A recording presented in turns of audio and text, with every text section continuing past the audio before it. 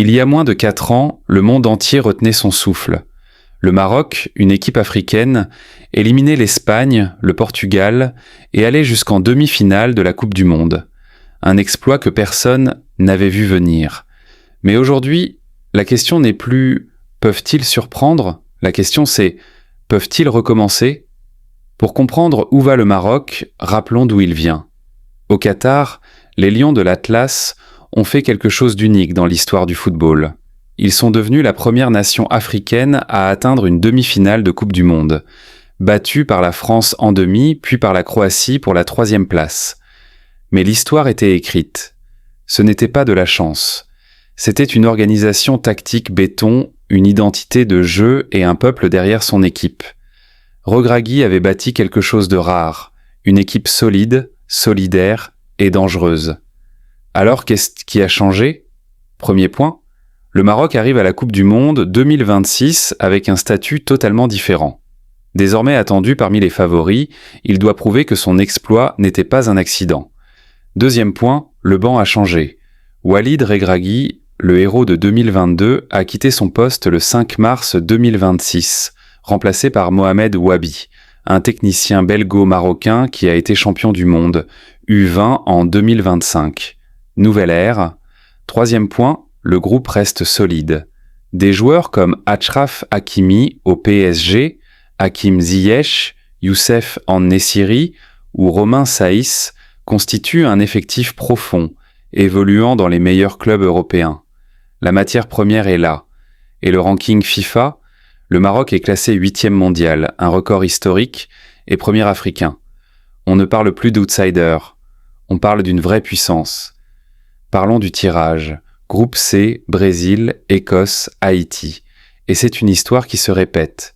28 ans après le mondial 1998 en France, le Maroc retrouve le Brésil et l'Écosse dans la même phase de groupe. En 1998, ils avaient battu l'Écosse 3-0 et perdu face à la Seleção. L'histoire bégaye, le Brésil apparaît comme le favori pour la première place. Le Maroc devra se concentrer sur la lutte pour la 2e place face à l'Écosse, tout en gérant le match contre Haïti. Selon les analyses, 65% de chances de qualification pour les 8e, 35% d'atteindre les quarts, et 12% de chances d'aller en demi-finale. Ce n'est pas rien. Mais soyons honnêtes, tout n'est pas rose, la pression est inversée. En 2022, personne n'attendait rien du Maroc. En 2026, une élimination dès le premier tour est inenvisageable pour les supporters, et même une 3e place serait une grande déception. La pression psychologique, c'est différent. L'exploit de 2022 a profondément changé le statut des Lions de l'Atlas. Ils sont désormais attendus, et les adversaires les préparent différemment. Enfin, il y a le cas Hakimi. Le capitaine était en rétablissement d'une blessure à la cuisse droite à l'approche du tournoi. Sans lui, la dynamique change. Alors le Maroc peut-il refaire l'exploit ? La réponse honnête, oui, mais c'est plus difficile. En 2022, ils ont surpris le monde. En 2026, ils doivent confirmer. Ce n'est pas le même défi mental. Avec un effectif talentueux et une confiance héritée de l'épopée de 2022, les Lions de l'Atlas ont les moyens de viser au minimum les quarts de finale et pourquoi pas de rêver encore plus grand. Les ingrédients sont là. La question c'est, est-ce que cette génération a la rage de 2022 dans le ventre ? Est-ce que le nouveau sélectionneur va leur redonner cette identité qui faisait peur ?